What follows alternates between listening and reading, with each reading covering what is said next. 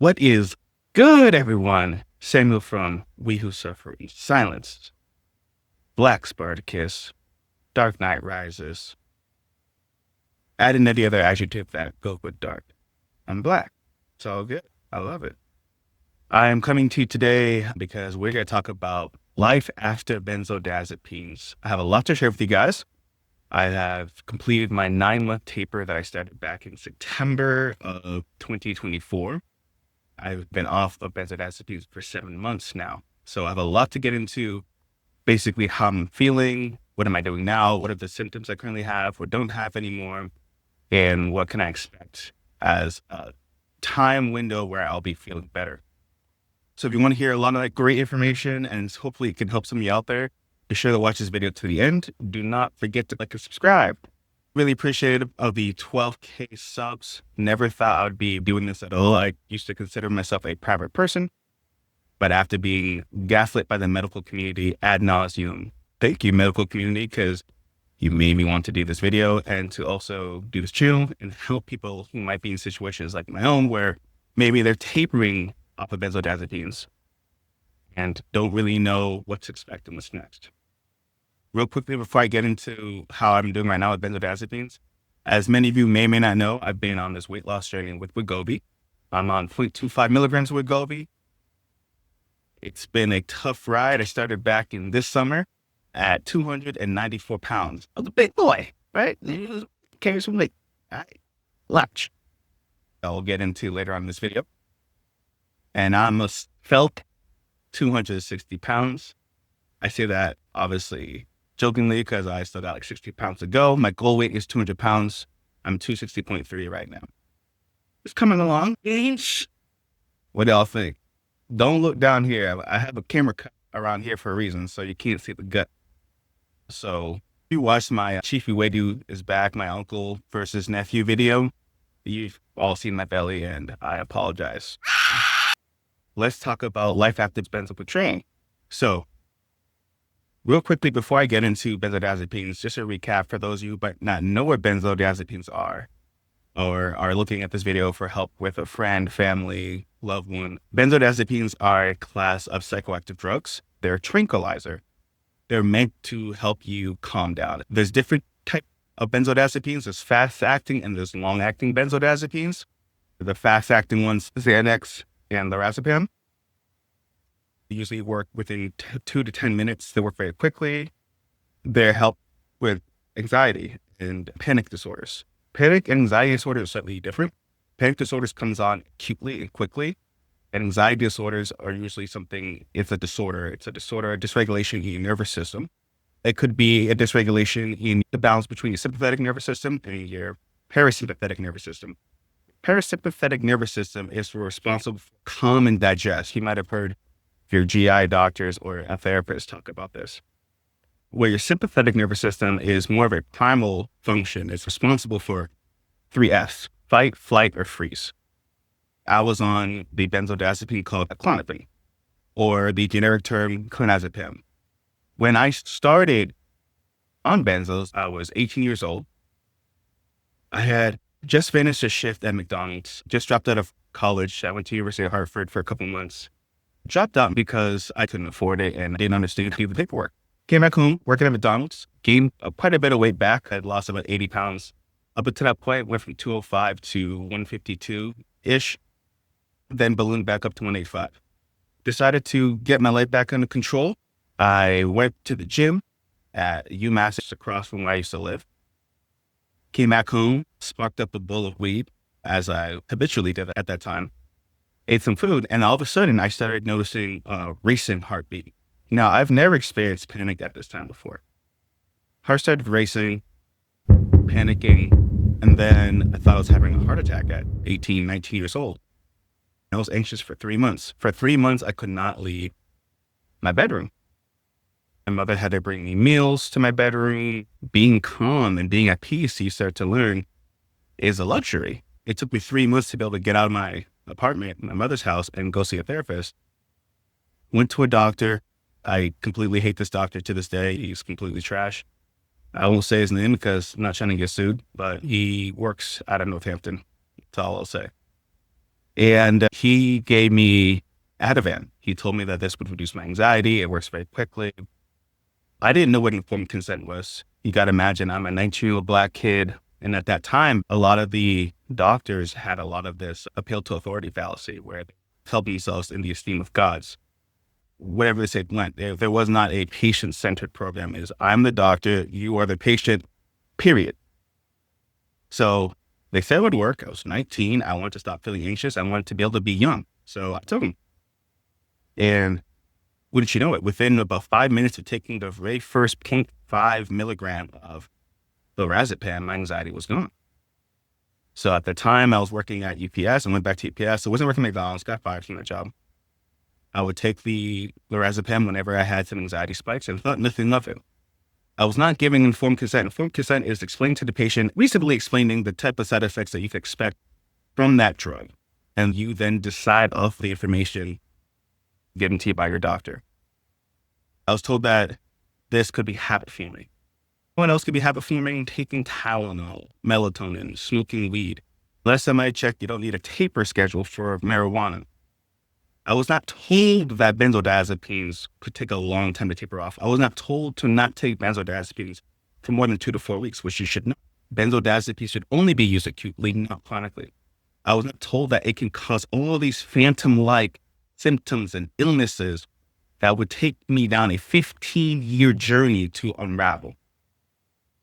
So in my early 20s, I would have episodes of extreme panic. My heart rate would race to about 160 beats per minute. Would take the Ativan and it would go down.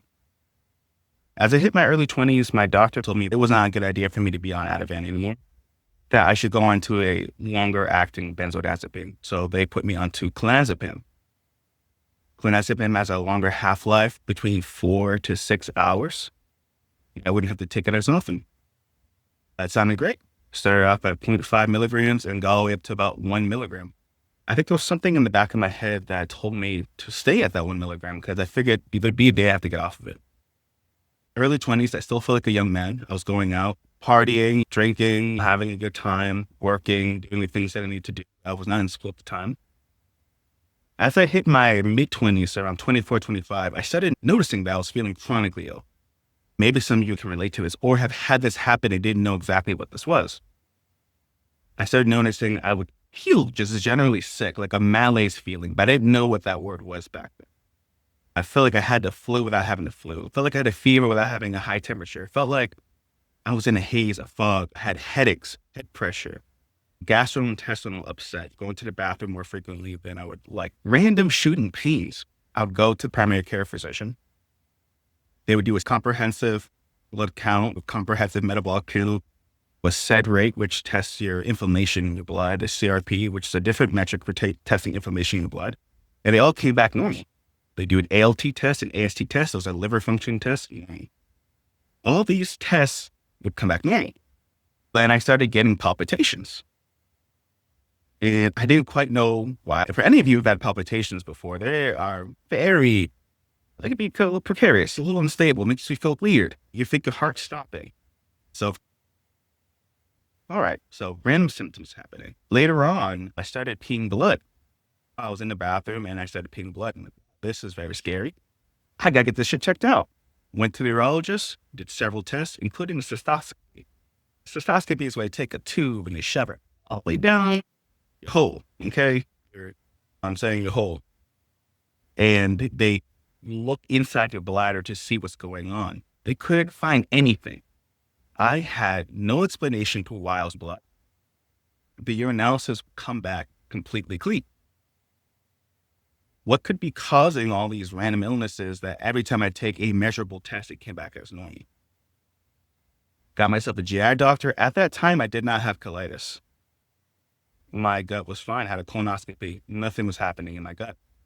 At times, I would have chest pain. There's different kinds of chest pain. There's angina, which is like chest pain that's towards the surface. Feels like it's in your back, but it's like you're behind your lungs, if that makes any sense. I would have neuropathy, shooting, burning pains through my shoulders and my knees. Eye pain sometimes, eye pressure, or my eyes would feel scratched. Sometimes I would have dysphagia, walking around, moving around a lot. Thermoregulation issues. I did not have the ability to sweat as a normal person did. And I didn't really perspire. And because of that, I would tend to overheat and my body ran hot, but I did not have a fever.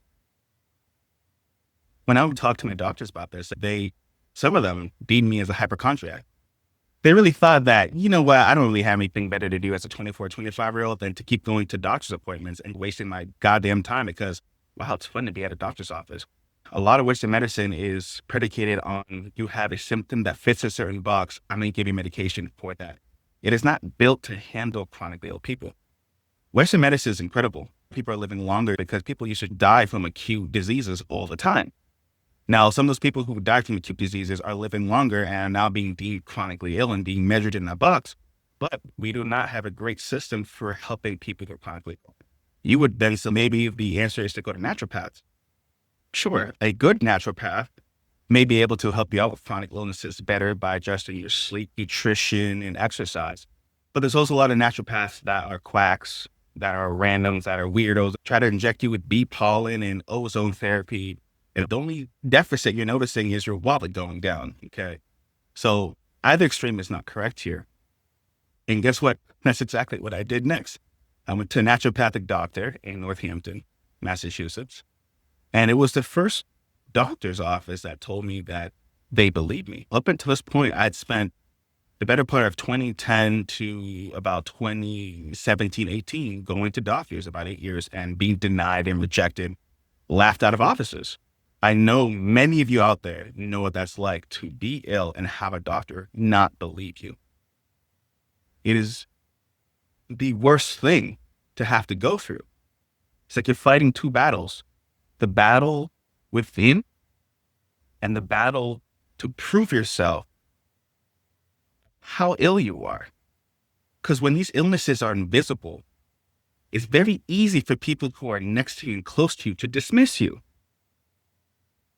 We can't let that get ourselves down. That's why I do this. We need communities where we talk about diseases and illnesses that are invisible. When your arm is broken, your leg is broken, they see it. But these illnesses are tricky. There would be times where I was able to be very active, go exercise, play soccer, go to parties and events. And then there'd be days where I'd be bedridden. The best thing to heal from anything is to have support, and I did not have that. So when I went to this naturopathic doctor's office, they told me to do a Lyme test because at that time I was working at a smokehouse in the woods. They theorized I might have contracted some type of Lyme disease, Borrelia or ehrlichiosis. It's a co-infection to Lyme disease. And it turns out that I had both.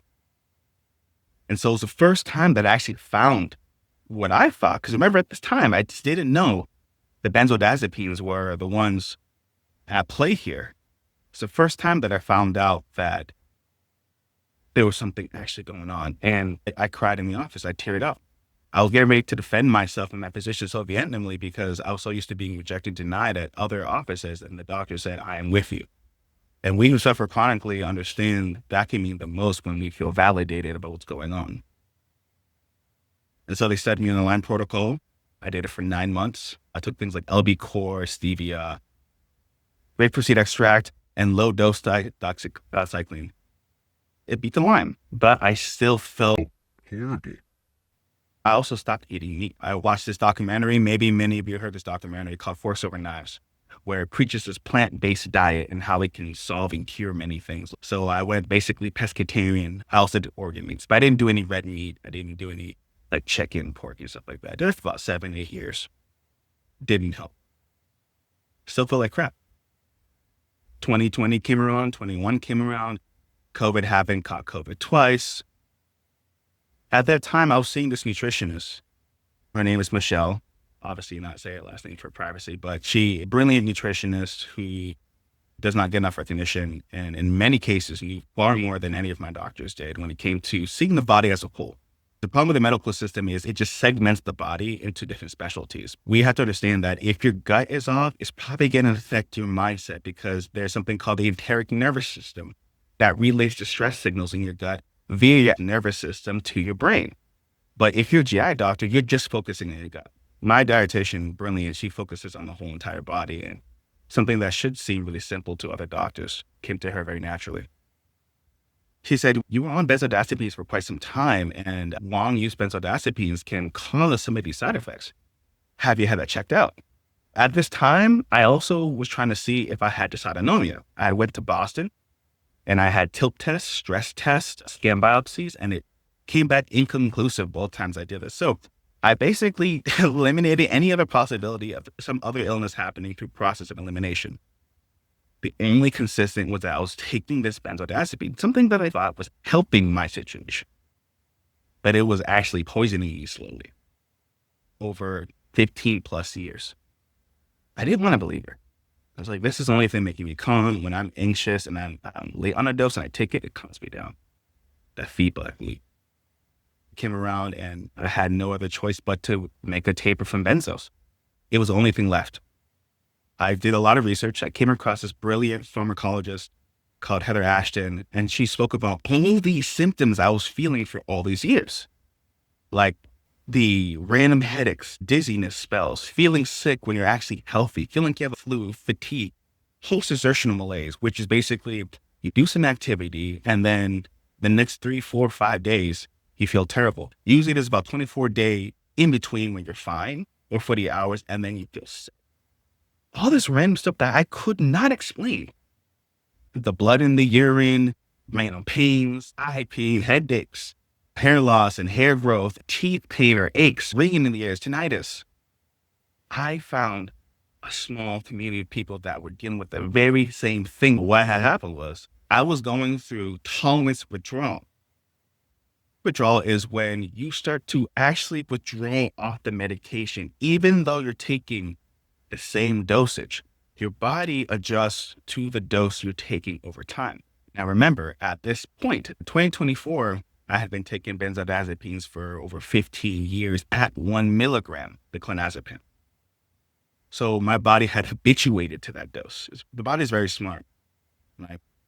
My GABA receptors, which were being amplified by the benzodiazepines, were not being amplified to this extent. It needed more of the drug, and I did not give it more of the drug. So my body had started to withdraw, even though I was taking it. Most people assume you can withdraw from a drug if you stop taking it. That's not the case. If you keep the dose the same, your body will start to withdraw from it. All those random side effects or symptoms that I was getting tons of testing on, a large part was because my body was withdrawing from the benzodiazepines. I want you to understand this because you'll go crazy and drive yourself insane getting all these tests and being denied and being gaslit to thinking it's something else. Now, it very well could be. But remember, in my situation, I went through the trouble of getting every other system in my body checked. Lungs, liver, heart. How do I get off of this drug? If you go to your typical PCP, they will try to do a 25% taper week over week for 4 weeks, meaning they'll do a 25% reduction in whatever dose you're taking until you're off. That is a horrible idea. If you taper off of benzodiazepines too quickly, your body, your mind can go through something called brain-induced neural damage, protracted withdrawal. There's a lifelong damage to your brain where you can never recover. The truth of the matter is we all taper differently. Our chemistry is all different. The most successful taper, and I implore anybody who's tapering or helping anybody's tapering to go to benzoinfo.com. It's a brilliant site with a lot of Dr. Heather Ashton's information. She used to run a clinic helping people taper off the benzodiazepines. She suggests to do a taper of about 5 to 10% every 2 to 4 weeks. For example, if you're starting on 1 milligram, you want to go from 1 milligram to 0.9. That's about a 10% drop. I hope my math is right. If not, y'all can read me in the comments.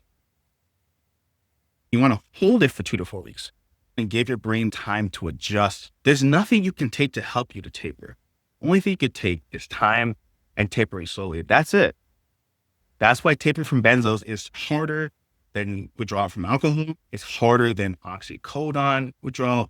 It is the hardest thing to withdraw from because you can't take methadone or anything else to help you. You just have to taper slowly. So for me, I broke my dosage up to 3 times in the day, morning, afternoon, and night. If you're on a fast-acting benzodiazepine, you want to go on a slow-acting benzodiazepine. That'll make it easy for a taper. That's step one. So if you're on Ativan or Xanax, get yourself on Valium or a longer acting. You want to go to a compounding pharmacy. I will link the description of the compounding pharmacy I went to. It's called Birds Hills Pharmacy. It's in Eastern Mass. Have them compound your drug so you can take it through a little syringe. I took mine through a syringe and I was able to accurately measure each dose. You have to be very accurate. And I know this seems scary, but if you log in, at least you know what to do. Dropping too suddenly. Here's where a lot of people mess up with the taper. When you go from 1 milligram to 0.9 milligrams, that might be 10%. So you might be like, oh, 1 milligram to 0.9. Okay, that's 0.10 mgs down. Oh, so then 0.4 to 0.3 might be 10 mgs down. I don't have the actual percentage, but it's a much bigger percent drop.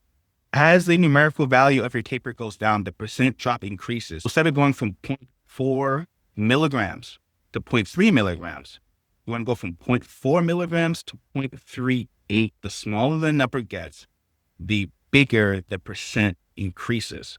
I've heard from a lot of people who will say, I was doing great on my taper. I went from 0.9 to 0.8 to 0.7 to 0.5. But then went from 0.5 to 0.4, I had massive side effects, massive symptoms. It's because we're probably doing a 25, 30% cut without realizing it. It took me a while to understand this. And I'm OCD, so I charted all this out and I used ChatGPT to help me out with the math. We got AI tools now to make this easy for us. Let's use it. I know sometimes when we're in our brain and whatnot, it's hard to do all this mathematics. When the numerical value gets lower, the percentages increase, which means you have to decrease the numerical value difference. Instead of 0.4 to 0.3, 0.4 to 0.37, or from 0.4 to 0.385. As I continued to get lower, instead of cutting every 2 weeks, I started to cut every week. Then I cut every 3 days. And then I cut every day. I was decreasing the percentage as well, so it would balance out. Long story short, after about 9 months, I was able to get off of benzodiazepines in May of 2025. Yay! Getting off, I thought was going to be really rough. I read the comments in Reddit. Don't go on Reddit. Do not read horror stories. I thought it was going to be the worst. It actually wasn't too bad getting off, or what people call the jump or cessation, because I tapered slowly. I'm 7 months. I got off my taper May 25th, 2025. And it's now January 4th, 2026. I've been off benzodiazepines for 7 months. So what has improved and what has gotten better? My anxiety has gotten better. I don't have that many bouts of panic. The panic has definitely gotten better. Usually the Heather Ashley manual, it says things like anxiety, depression, panic attacks can take 6 to 12 months to fully mitigate. I still have GI issues because I have colitis. Medical science doesn't really know how colitis happens, whether it's genetic, whether it's environmental factors, whatever. It could have contributed to it. So I have GI issues like bowel movements 4 or 5 times a day, bleeding, but that's from colitis. Brain fog, I still have some brain fog. You know, have times I'm very hazy. When you're off benzodiazepines, you will have these windows in waves. You'll have windows of where you'll feel better, but still shitty. And then these periods where you feel terrible, basically. The other interesting thing that I've noticed is symptom profile or constellation of symptoms, they're not linear. For the first 4 or 5 months, I had reduction in anxiety, panic, depression, headaches. In month 6, I started having some dysautonomia-like symptoms, meaning orthostatic intolerance. From a sitting position, standing position, I would get a head pressure, a little bit of dizziness while standing. I didn't have that for the first 5, 6 months. It just came up during the last 6 months, the 6th month. Sleep disturbances, the first couple of months off benzodiazepines, I didn't really have that many sleep disturbances, but the last couple of months I have. And that's just it. Most illnesses that are acute is very linear. Okay, you have a cold. The first couple of days, the first day, your throat's scratchy and your nose, you're sneezing, whatever. And then second day, you feel like hell, like, right? You feel like somebody slapped you and your mom. And then the third day, bad. Fourth day, you start climbing up out of that hellhole. You're like, oh, I can see the light, not that kind of light. And then I crust. And then by day 5, 6, you basically feel better. With Benzos, it's not linear like that. You can have symptoms that you didn't even have at the beginning of the withdrawal that just pop up. And The duration of those symptoms are interesting. Sometimes I have shooting pain. I had shooting pain on my side here for about 3 weeks. And then a couple of days ago, it's gone. Eating crap food. I did not make the best food choices. Don't do what I did. It was really important to eat well. Right now, I'm eating well. I'm exercising 3 to 4 days a week. I'm doing my cardio. I'm trying to hit 150 minutes per the American Cardiac Association. So it's a process. I think it'll take me at least a year before I'm probably at 80% better. But we'll see. Whatever you think your timeline is in recovering, add another 4, 5, 6 months to it. That's just how these things are. If you think you recovered in 5, 6 months, it'd probably be 7, 9 months. The only you can improve, because right now that you're off the benzodiazepines, your GABA receptors are coming back online. They're trying to be alert. Right? The GABA receptors in the excitatory neurons, GABA has to keep the excitatory neurons in check. The best way to do that is to do a lot of breathing and meditation. All it takes is 5, 10 minutes of what we call whiskey breathing, which is 4 seconds inhalation, hold for 4 seconds, out for 4 seconds. Binaural beats. I like to listen to binaural beats at night. It helps to calm your brainwaves. It stimulates your delta brainwaves. It's free. You put on the headphones. That's it. Another thing to do is try to get your sleep. One of the symptoms of benzos is you have horrible sleep. I'm up sometimes till 2 o'clock, 3 o'clock in the morning. I'm recording this right now at 1 o'clock in the morning. Melatonin is great for helping you knock your ass out. You do not want to eat 2, 3 hours before bed. When you eat before bed, your body has to process and digest that food, and it also elevates your resting heart rate. If you already have anxiety and depression issues, the last thing you need is an elevated heart rate at night. Try to reduce sugar as much as you can. Try not to have any fried foods as much as you can. These things aggravate the gut. If the gut is aggravated, it's going to send stress signals to your brain, and that's going to tell your brain to have anxiety attacks, panic disorders. If you're doing that, don't do caffeine. We don't need any caffeine, man. We're already wired up. Okay. I think I should have to say that, but some people are hooked on caffeine. Stop drinking coffee. If you love coffee, do decaf, do herbal teas, decaf green tea, no carbonated beverages. If you are going to do stuff like sugar, do it in lower amounts. I'm not an advocate of just eliminating things that you like. I feel like that's unrealistic. Your diet should be 80-20. 80% solid, great foods, eat well 80% of the time. Then 20%, fuck it up a little bit. We're human. That's why right now I still have some jab set. I still have momentary anxiety. I still have fatigue. I get tired, but I also had low blood iron, and I got that corrected. It's not fatigue. Depression. Definitely have some irritability. I get easily irritated sometimes. I have to take some time to adjust. But that's what it is right now. If you have any questions at all about anything that I said, I rambled for 40 minutes. This is going to be a hell of a video to edit. Want to help out in the only way that somebody has been through this can help you out. Okay. You might feel like you will not make it out of this. I felt that too. I felt like I was going to die at times. I felt like my heart was going to explode at times. I felt like I wouldn't wake up at night, but I'm here right now. You have to try the hardest you can. This will be the hardest thing that you've done, but it just means the reward would be that much better. Momentary pain to your rest of your life is nothing. Think of a time where you felt amazing and multiply that towards every single day that you have left on this earth.